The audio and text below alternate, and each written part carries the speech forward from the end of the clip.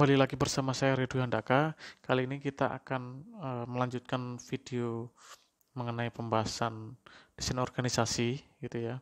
Pada video yang kedua ini kita akan membahas mengenai perbedaan organisasi mekanistik dengan organisasi organik, lalu bagaimana apa namanya melakukan desain struktur organisasi, kemudian bagaimana cara menentukan desain organisasi. Nah, di subpokok bahasan yang keempat kita akan membahas mengenai organisasi mekanistik dan organisasi organik, gitu ya. Nah, pada dasarnya desain organisasi berkisar pada dua bentuk organisasi, yaitu struktur mekanistik yang birokratif gitu ya, yang birokrasi kaku gitu ya, dan struktur organik gitu ya. Nah, struktur organisasi mekanistik dicirikan dengan spesialisasi yang tinggi gitu ya. Adanya departementalisasi yang kaku, rantai komando jelas, rentang pengendalian yang sempit, kemudian eh, sentralisasi, lebih tersentralisasi gitu ya keputusannya. Formalisasi yang tinggi, jadi banyak aturan di situ. Jaringan informasi yang sedikit, yang terbatas itu ya, komunikasi arah bawah. Kemudian sedikitnya partisipasi dalam pengambilan keputusan oleh para pekerja atau manajer level bawah. Jadi semuanya terpusat gitu ya. Itulah suatu ciri organisasi mekanistik. Dia strukturnya kaku dan terkontrol ketat. Sedangkan organisasi organik gitu ya, strukturnya amat adaptif dan fleksibel. Nah, di sini memiliki ciri misal pekerjaan terspesialisasi namun tidak terstandar gitu ya, dan bisa berubah sesuai kebutuhan. Kemudian dikelola dalam tim pekerja, ada tim lintas fungsi, ada tim lintas hierarki, kemudian aliran informasinya bebas, rentang kendalinya luas gitu ya. Kemudian ada desentralisasi pengambilan keputusan, formalisasinya rendah, jadi aturannya tidak terlalu rinci gitu ya. Kemudian kurangnya pengawasan langsung, sedikitnya aturan formal gitu ya, formasi rendah, jaringan komunikasi terbuka, dan adanya pemberian wewenang kepada karyawan. Karena tadi organisasi organik memang struktur yang amat adaptif dan fleksibel gitu ya. Nah, organisasi mekanistik merupakan atau birokrasi yang merupakan hasil alami dari menggabungkan spesialisasi pekerjaan, departemen, rantai komando, rentang kendali, sentralisasi dan desentralisasi, dan formalisasi. Mengikuti prinsip rantai komando, memastikan adanya hierarki otoritas formal gitu ya, dengan setiap orang dikendalikan dan diawasi oleh satu atasan gitu ya. Menjaga rentang kontrol tetap kecil pada level yang semakin tinggi. Dalam organisasi menciptakan struktur tinggi dan impersonal. Ketika jarak antar bagian atas dan bagian bawah organisasi meluas, manajemen puncak akan semakin memperlakukan aturan dan regulasi. Karena manajer puncak tidak dapat mengendalikan aktivitas tingkat bawah melalui pengamatan langsung dan memastikan penggunaan praktik standar, maka mereka menggantikannya dengan peraturan dan regulasi. Keyakinan pada spesialisasi pekerjaan tingkat tinggi menciptakan pekerjaan yang sederhana, rutin, dan standar. Spesialisasi lebih lanjut melalui penggunaan departemen itu ya, akan meningkatkan impersonalitas dan kebutuhan untuk beberapa lapisan manajemen untuk mengkoordinasikan tadi adanya departemen khusus. Hal ini menciptakan organisasi mekanistik dengan spesialisasi tinggi. Jadi banyak spesialisasinya ya, khususan. Kemudian departemennya kaku, rantai komando jelas, rentang kendali sempit, lebih sentralistik, dan formalisasinya tinggi. Nah, kalau organisasi organik kan disebutkan merupakan bentuk yang sangat adaptif, yang longgar dan fleksibel, tidak seperti organisasi mekanistik yang kaku dan stabil gitu ya. Nah, alih-alih memiliki pekerjaan dan peraturan standar, struktur organisasi organik yang longgar memungkinkan untuk berubah dengan cepat sesuai kebutuhan. Jadi organisasi organik ini memiliki pembagian kerja, tetapi pekerjaan yang dilakukan orang tidak terstandar. Karyawan cenderung menjadikan profesional yang secara teknis cakep dan terlatih untuk menangani beragam masalah. Karyawan membutuhkan sedikit aturan formal dan sedikit pengawasan langsung karena pelatihan mereka telah menanamkan standar perilaku profesional kepada mereka. Misal, seorang insinyur perminyakan tidak perlu mengikuti prosedur khusus tentang cara menemukan sumber minyak bermil-mil di lepas pantai. Insinyur minyak ini dapat memecahkan sebagian besar masalah sendirian atau setelah berunding dengan koleganya gitu ya, dengan tim.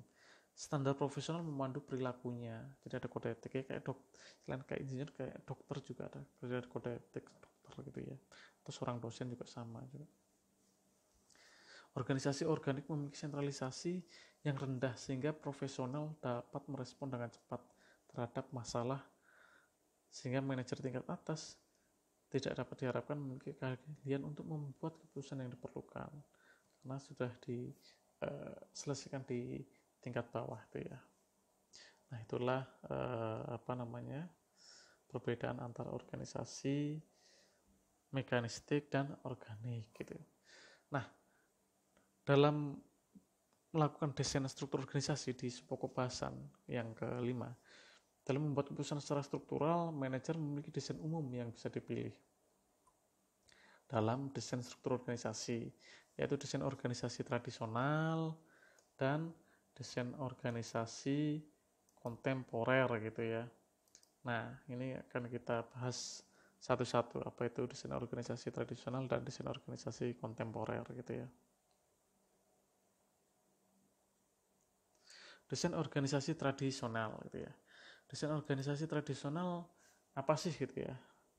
Jadi struktur pada desain-desain organisasi tradisional cenderung bersifat mekanistik gitu ya. Jadi kalau mekanistik tadi apa?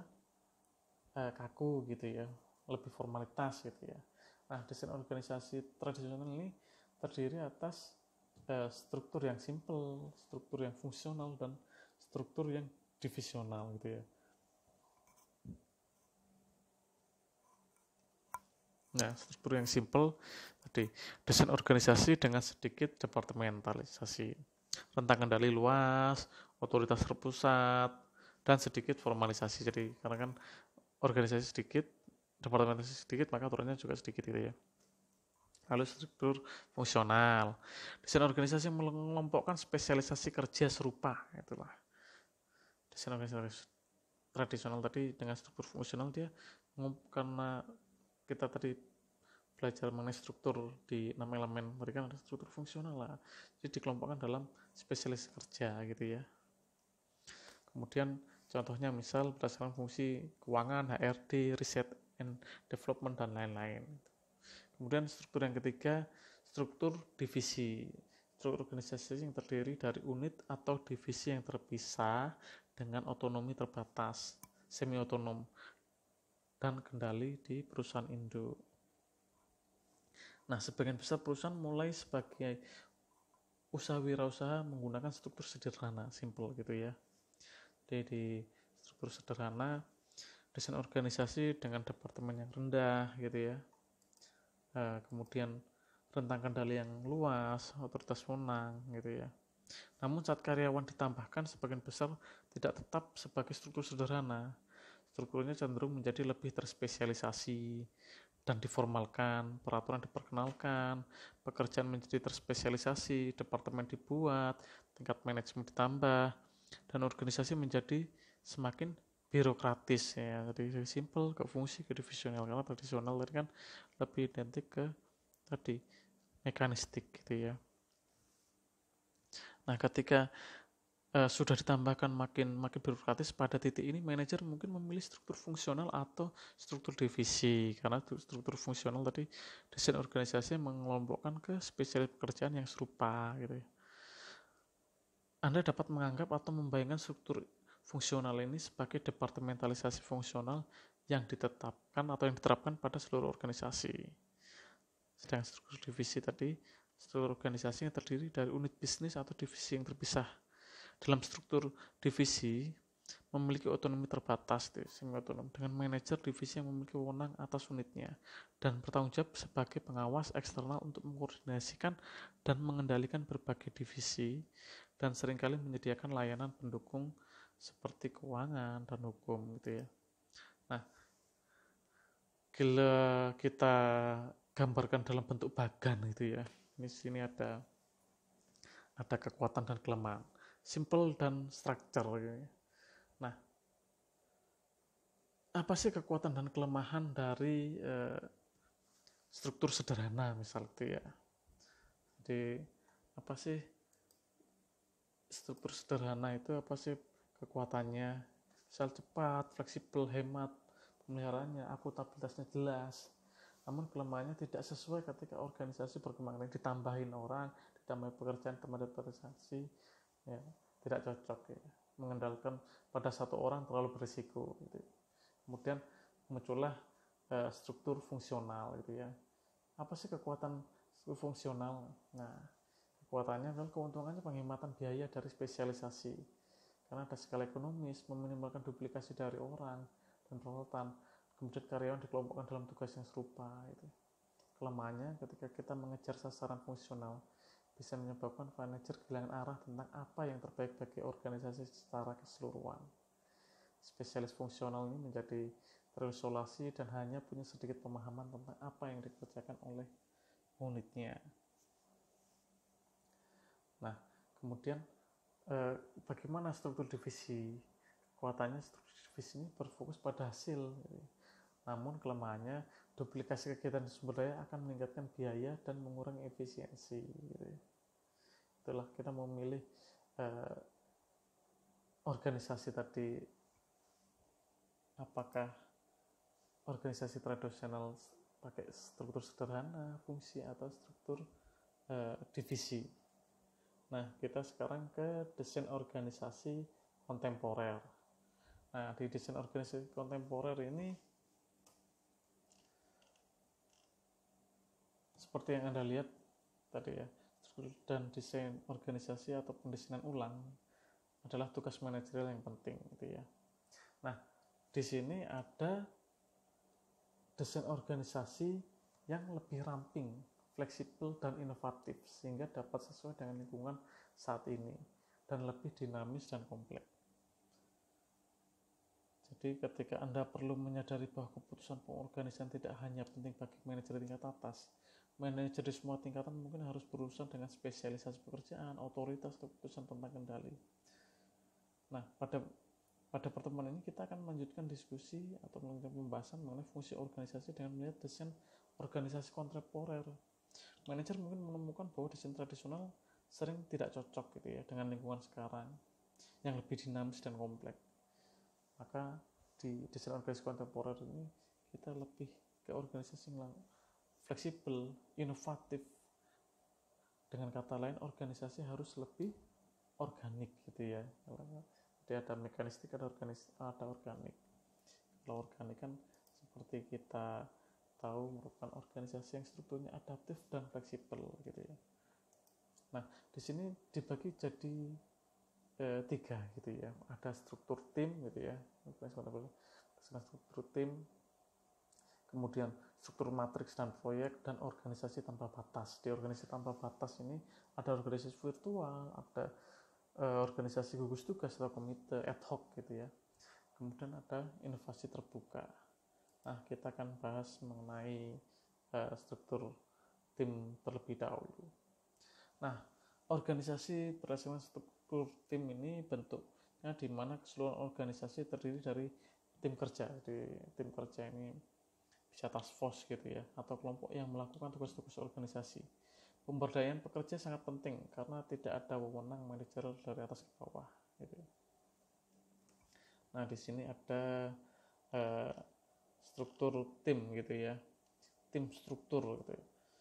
Apa sih tim struktur gitu ya? Struktur di mana keseluruhan organisasi terdiri dari kelompok atau tim kerja. Keunggulannya mungkin pekerja merasa lebih terlibat dan diberdayakan, kemudian mengurangi hambatan di antara bidang fungsional. Nah, di tim struktur ini juga punya kelemahan, karena kelemahannya tidak ada rantai komando yang jelas tadi ya, sehingga tekanan diberikan kepada masing-masing tim dalam bekerja. Nah, selain struktur tim ada struktur matriks dan proyek.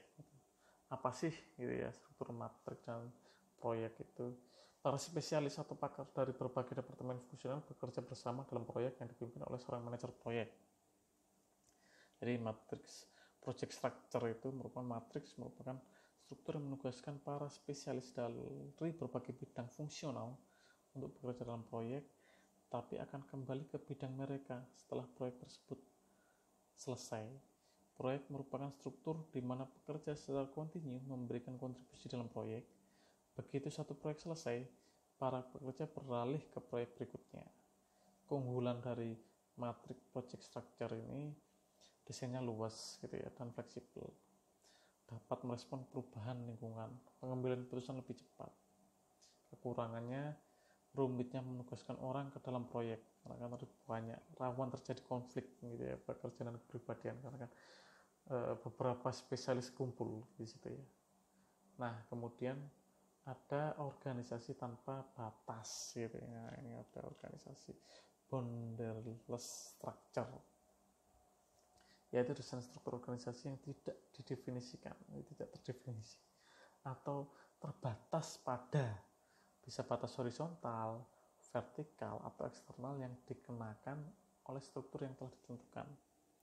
Jadi struktur yang tidak boundaryless structure atau organisasi tanpa batas, struktur yang tidak didefinisikan atau terbatas pada batas horizontal, vertikal, atau eksternal yang artificial, meliputi jenis-jenis organisasi ya yang sudah ditetapkan gitu ya.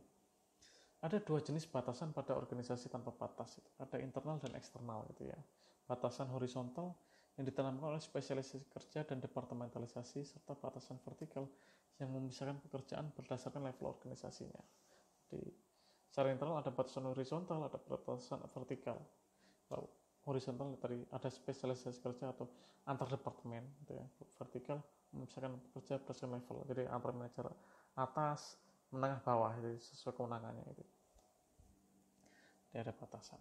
Kalau batasan eksternal, batasan memisahkan organisasi dari konsumen, pemasok, pemangku kepentingan, jadi dengan stakeholdernya terpisah gitu. Nah, keunggulan dari boundaryless structure ini itu sangat fleksibel dan responsif, lalu mendaya gunakan bakat-bakat yang ada. Kekurangannya dari kurangnya kendali atau sulitnya komunikasi ini utama nih ya. Nah, meski gagasan untuk menghilangkan batasan mungkin tampak aneh, banyak dari organisasi yang paling sukses saat ini menemukan bahwa mereka dapat beroperasi secara paling efektif dengan tetap fleksibel dan tidak terstruktur. Bahwa struktur yang ideal untuk mereka adalah tidak memiliki struktur yang kaku, terikat, dan telah ditentukan sebelumnya. Bagaimana bila struktur pekerjaan yang bisa Anda lakukan bukan dari ruang kerja yang sama, misal dari sofa atau dari tempat tinggal Anda, seperti sekarang yang work from home, menggunakan komputer dan terhubung akses online. Nah, ini pas dengan kondisi sekarang, bahwa organisasi disusun sedemikian rupa sehingga memungkinkan sebagian besar karyawan menjadi karyawan virtual. Makanya di sini kan tadi disebutkan boundaryless structure itu organisasi tanpa batas, salah satunya organisasi virtual itu ya. Nah, virtual organisasi merupakan sebuah organisasi yang terdiri dari inti kecil karyawan penuh waktu dan spesialis luar yang sementara dipekerjakan sesuai kebutuhan untuk mengerjakan proyek. Jadi virtual organisasi bisa misal ada kalau di bagian R&D ada yang bagian riset atau bagian pengolahan data, bisa bekerja di rumah, kita supply data, ada yang ngolah, bagaimana kesimpulannya, nah kita yang nanti mengambil keputusan gitu ya. Mirip misal kalau kita beli saham gitu ya, ada yang bagian menilai portofolio, nah kita yang ngambil keputusan gitu ya. Ada yang bagian mengolah, ada yang bagian menyajikan data, nah kita yang menganalisa gitu ya. Opsi struktural lain gitu ya, yang mungkin digunakan organisasi tanpa batas ini ya, adalah gugus tugas atau komite ad hoc. Komite sementara atau tim yang dibentuk untuk menangani masalah jangka pendek spesifik. Misal terkait kebocoran minyak gitu ya, di lepas pantai, ada tim ad hoc yang mengatasi itu. Sifat sementara gugus tugas adalah apa yang membedakannya dari tim lintas fungsi. Kemudian salah satu bonus faktor lainnya yaitu pada hari ini dapat dihitung ketika bisnis menghasilkan ide pengembangan produk mereka sendiri dan mengembangkan, memproduksi, memasarkan, dan mengirimkan produk kepada pelanggan. Saat ini banyak perusahaan mencoba inovasi terbuka, membuka pencarian ide-ide baru di luar batas organisasi, dan menggunakan inovasi untuk dengan mudah mentransfer ke dalam dan keluar.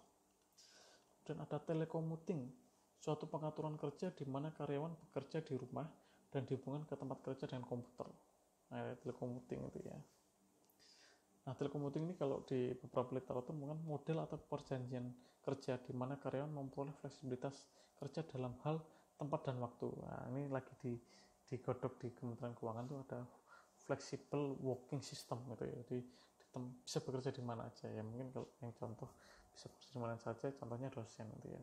Dia bisa melakukan penelitian, bisa waktu dia ngajar di kelas ya, dia lakukan di kelas atau di ruangan. Ketika dia melakukan penelitian, dia bisa melakukan penelitian bisa di ruangan atau di kafe yang mencari ide-ide gitu ya, atau di tempat perpus atau di mana aja gitu ya, untuk mencari ide tulisan gitu ya. Ini lagi ngetren juga nih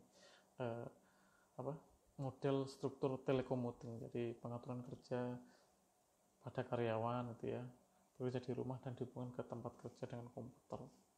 Nah, itu beberapa organisasi mengenai organisasi tanpa batas. Organisasi terkadang dan mereka perlu merestrukturisasi pekerjaan menggunakan bentuk pengaturan kerja yang fleksibel. Nah, nanti kita mulai melakukan minggu kerja terkompresi atau flexible time gitu ya. Di situ ada flexible time. Nah, di sini nanti di organisasi tanpa batas selain ada flexi time, ada pembagian kerja, ada job sharing. Di situ akan dikenakan ada pekerja tidak tetap, ada pekerja tetap, ada pekerja lepas itu mulai di organisasi tanpa batas. Itu kita harus memilih mana yang baik, yang pas, karena organisasi fleksibel, yang adaptif itu sesuai dengan lingkungan itu penting gitu ya, demi tadi pencapaian secara efisien dan efektif. Nah, kemudian yang terakhir itu menentukan desain organisasi gitu. Ketika manajer mencari tahu desain organisasi yang paling layak untuk mendukung dan memfasilitasi pekerja agar bisa melakukan pekerjaan mereka secara lebih efisien dan efektif, mereka harus menghadapi berbagai tantangan. Cara mengatasi tantangan ini misal menjaga agar para pekerja saling berhubung, membangun organisasi pembelajar, mengolah permasalahan struktur global, itu penting. Maka penentuan desain organisasi yang pertama yaitu kita mau menentukan struktur organisasi apa sih, kita mau mekanistik atau organik, mau kaku atau fleksibel gitu ya. Kemudian kita bikin desain organisasinya yang pas, misal untuk struktur organisasi ini misal tradisional atau kontemporer gitu ya. Tradisional kan tadi ada simple gitu ya, terus ada fungsional, divisi, kemudian atau kita mau kontemporer, ini kan kontemporer misal kita bikin task force, tapi tadi banyak perusahaan besar menggabungkan ke semuanya gitu, semua organisasi strukturnya digabungkan semua gitu ya. Kemudian setelah itu kita menentukan desain organisasi, kita buat bagian organisasi yang pas, ada tim, fungsional, divisi, struktur tim, matriks, proyek atau organisasi tanpa batas. Kemudian setelah kita membuat bagian organisasi, maka kita perlu menerapkan 6 elemen desain organisasi: spesialisasi kerja, departementalisasi, rantai komando, rentang kendali, sentralisasi dan desentralisasi, dan formalisasi atau aturan. Jadi itulah bagaimana cara kita menentukan desain organisasi. Kita tentukan dulu struktur organisasinya, mana yang mekanistik, mana yang organik. Kemudian kita bikin desain organisasinya, kita pilih tradisional atau kontemporer. Kemudian kita bikin bagannya gitu ya, bagan-bagan tadi ya. Lalu kita terapkan 6 elemen desain organisasi. Tanpa memandang desain struktur apa yang dipilih manajer untuk organisasinya, desain tersebut sebaiknya membantu pekerja mengerjakan tugasnya sebaik mungkin, seefisien dan seefektif mungkin. Struktur ini sebaiknya mendukung dan memfasilitasi anggota organisasi saat mereka mengerjakan tugas, serta struktur tersebut menjadi sarana untuk mencari jalan keluar sehingga membantu setiap karyawan, setiap manajer, setiap individu dalam pencapaian tujuan organisasi. Nah, itulah bahasan kita kali ini mengenai desain organisasi. Semoga kalian memahaminya dan selamat belajar menempuh UTS.